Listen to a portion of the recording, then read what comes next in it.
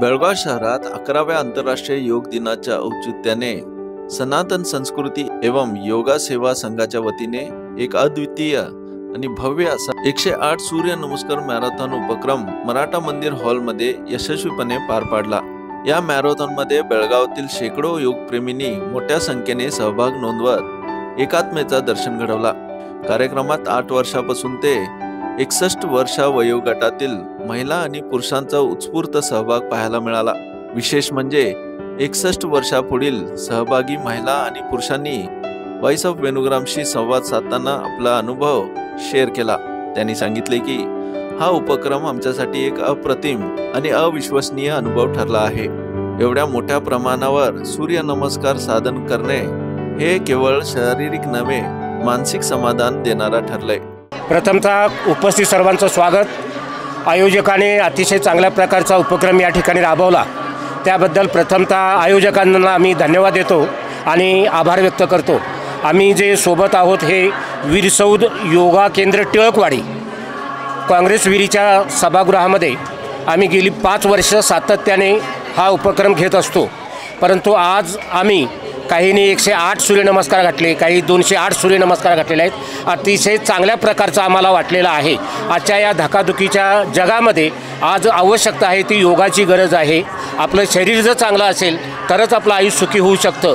मन प्रसन्न व्हायला पाहिजे आणि मन प्रसन्न करण्यासाठी योगा हा अत्यंत गरजेचा आहे आणि योगाबरोबर सूर्यनमस्कार घालणं हे अत्यंत महत्त्वाचं आहे। आज 70 वर्ष असलेल्या आमच्या भगिनीसुद्धा आज 208 सूर्यनमस्कार घातलेला आहे।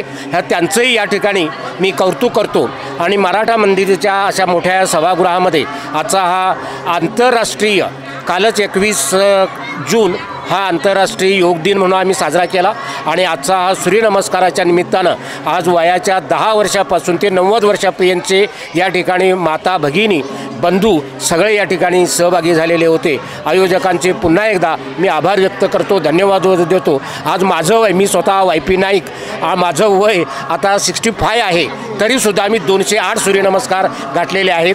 कशालाही प्रकारचा थकवा नाही, काही नाही। अतिशय चांगल्या प्रकारचं आयोजन या ठिकाणी झालं त्याबद्दल पुन्हा एकदा आयोजकांचे मी धन्यवाद देतो आणि आरोग्य हे चांगल्या प्रकारे राहावं आणि आरोग्य राहण्यासाठी सकाळचं चालणं आणि त्याचबरोबर योगा केंद्राला जॉईन होणं हेच फार महत्त्वाचं आहे।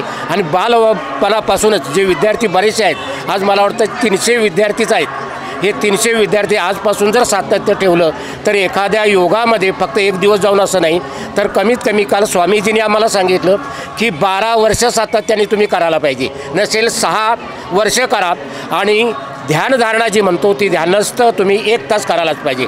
किती वेळ जरी झाला तरी डोळे मिटून ध्यानधारणा करणं हे अत्यंत आवश्यक आहे। अशा प्रकारचं योगाचं मार्गदर्शन अतिशय चांगल्या प्रकारे बेळगावमध्ये हा प्रसार चांगला होतो आहे, बेळगाव शहरामध्ये चांगला होतो आहे आणि या ठिकाणी तुमची टीम या ठिकाणी आली त्याबद्दल तुम्हालाही मी धन्यवाद देतो की मीडिया इथं आलेली आहे आणि इतर जे सहभागी झालेले नाहीत त्यांनाही मी संदेश देतो की उद्यापासून तुम्ही तुमच्या जवळच्या योगा केंद्राला जॉईन व्हा आणि हा आनंद लुटा। धन्यवाद सर।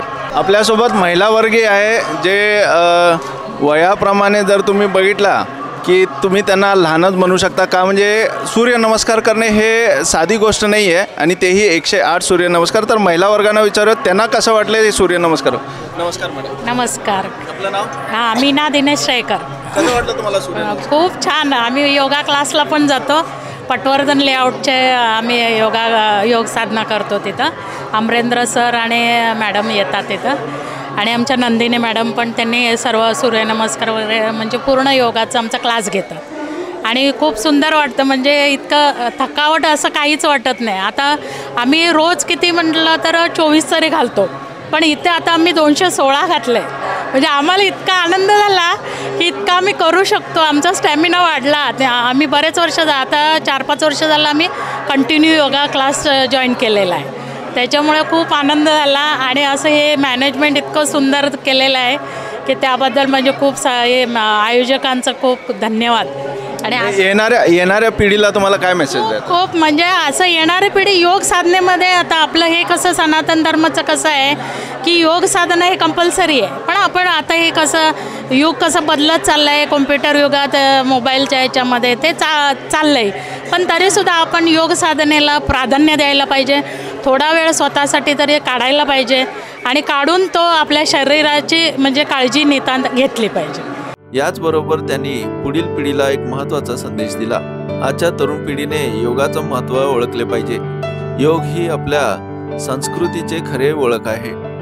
त्यातून शरीर, मन आणि आत्मा सगळं काही संतुलित राहतं. त्यामुळे दररोजच्या जीवनात योगाचा समावेश करणे गरजेचे आहे.